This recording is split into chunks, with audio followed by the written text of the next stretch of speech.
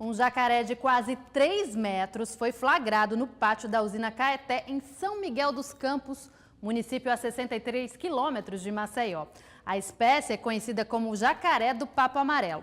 Lembrando que o ideal em situações como esta é acionar o batalhão de polícia ambiental, que atende ocorrências que envolvem animais silvestres.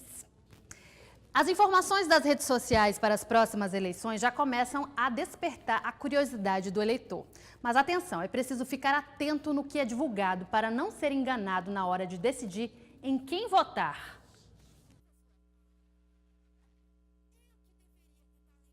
Presente neste universo tem a oportunidade de socializar e, ao mesmo tempo, conferir informações variadas, já compartilhadas pelos outros usuários. Com a oferta de cada usuário poder receber e propagar informações em uma velocidade que, em muitos casos, ocorre sem a checagem dos fatos apresentados, qual o impacto do uso dessas plataformas nas eleições que se aproximam?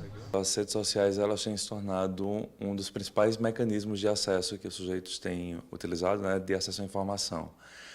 Então, assim, o que a gente vê nas pesquisas de um modo geral é que as principais ferramentas de acesso à informação têm sido justamente as redes sociais. Lua Bezerra conhece bem esse universo, vive conectada.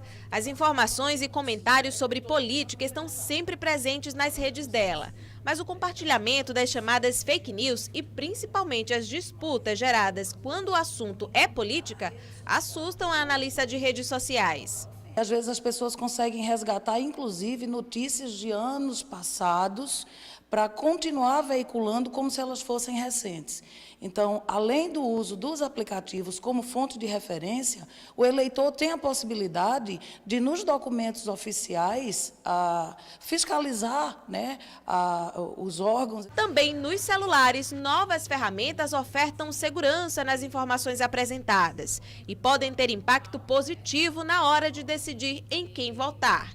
São diversos os aplicativos disponíveis sobre as eleições. São aplicações que têm informações com dados verídicos, né, toda a análise do candidato, e a gente tem muito cidadão hoje que vai votar na fila da votação sem saber ainda, ter a certeza em quem ele vai eleger.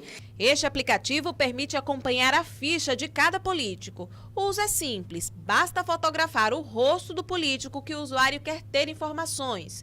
E logo o banco de dados fornecerá a ficha dele. Joelnir está de olho nessas oportunidades. Existem já alguns aplicativos, alguns sistemas que fazem a avaliação do candidato de maneira automática. Por exemplo, eu vi lançando aí um bot, que é um sistema, um algoritmo, né? Que ele pesquisa todas as notas fiscais dos deputados, da Câmara dos Deputados, e analisa todos os gastos. Apesar da facilidade do uso dos aplicativos e da confiança nas informações prestadas, a adesão não acompanha a dimensão das redes sociais. É difícil você controlar o fluxo de informações. Então, assim, tem se buscado controlar, só que não se tem conseguido, de fato, alcançar um controle preciso dessas informações.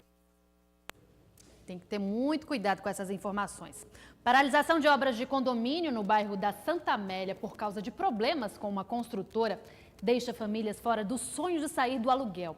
A situação vem se arrastando desde 2010 e para quem comprou o imóvel, agora só resta esperar uma solução. Bem localizado às margens da principal avenida do bairro da Santa Amélia, a construção desse condomínio atraiu Edinaldo. Ele comprou um apartamento de 3 quartos. Ainda na planta, o imóvel custou R$ 143 mil. Ele pagou mais de 40 mil à construtora e financiou o restante. Isso em 2010. 8 anos depois, não realizou o sonho do imóvel próprio e mora de aluguel. A obra parada, em conflitos, os proprietários, né, que dinheiro não está sendo repassado para eles e pararam a obra de vez. Com o funcionário também devendo e a gente que ficou à toa, né, até agora. Ricardo também está entre as mais de 200 famílias que sonharam em ter um apartamento no condomínio. Durante as vendas de 2010, a garantia dada pela construtora é que a obra, assegurada pela Caixa Econômica Federal, seria entregue em 2 anos. Ele pagou R$15 mil e financiou cerca de R$80 mil por um apartamento de 2 quartos. Hoje, com cartaz na mão, também amarga a decepção. A gente só queria uma resposta oficial por parte da Caixa para definir o futuro da gente, né? As obras foram retomadas em 2017, segundo os proprietários, e paralisadas novamente em abril deste ano. A única informação obtida por eles é que a Caixa teria deixado de fazer o repasse dos recursos para o andamento da obra. As obras continuarão suspensas, segundo a Caixa Econômica. Isso porque medidas jurídicas foram adotadas contra a construtora responsável. A retomada do empreendimento só ocorrerá com a definição de uma nova construtora. O imóvel adquirido na planta tem valor mais acessível, mas o consultor jurídico da Associação dos Mutuários de Habitação de Alagoas alerta: é preciso ter cuidado antes de apostar no empreendimento. É necessário que a pessoa, que o consumidor, faça uma pesquisa no mercado em relação àquela construtora que vai erguer o empreendimento. Então, ver as obras que já foram realizadas por esta empresa, olhar a saúde financeira dela, se ela entregou essas obras dentro do prazo acordado, para que, na iminência ou na visibilidade de alguma paralisação, a pessoa, aquele consumidor, já adote algumas providências, nem que seja a mesma notificação da construtora e posterior ingresso com uma ação judicial. Passados 8 anos, Edinaldo e Ricardo não acionaram a justiça. Ainda aguardam a entrega dos imóveis, mas eles têm direitos garantidos e podem ingressar com ações judiciais. Essas pessoas têm sim o direito de buscar no Poder Judiciário o ressarcimento de eventuais prejuízos por a construtora ter cometido com esses consumidores. Agora vamos falar de futebol. O CSA joga neste momento contra o Avaí pela Série B do Campeonato Brasileiro. A partida ocorre no estádio da Ressacada, em Florianópolis. O jogo está aos 25 minutos do primeiro tempo e o placar é de 0-0. Os times estão separados por 3 pontos na tabela. A equipe do Sul está em 4º lugar e o Azulão é o vice-líder, atrás apenas do Fortaleza. Boa sorte, CSA.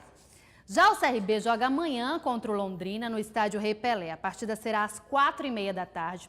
A situação do Galo não é tão boa quanto a do CSA. Com o empate sem gols diante do Criciúma, a equipe regatiana perdeu 3 posições na tabela de classificação e agora é o 16º colocado com 19 pontos. O Londrina está na 15ª posição com 1 ponto a mais que o clube praiano. Boa sorte, CRB. Outras informações e as nossas reportagens no portal op9.com.br. O Jornal do Estado termina aqui. Nos vemos na segunda-feira às 7h15 da noite. Uma boa noite para você e um bom final de semana. Tchau, tchau.